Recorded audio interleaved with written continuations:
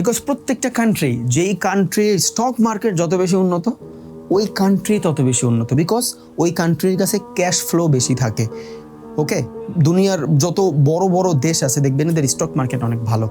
আমাদের দেশের অর্থনৈতিক খারাপ অবস্থা ফার্স্ট কারণ হলো স্টক মার্কেট। আজকে আপনি স্টক মার্কেট সচল করে দেন, যারা যারা চিপায় টাকা রাখছে এরা সবাই যায় স্টক মার্কেটে টাকা রাখবে। তখন কি হবে?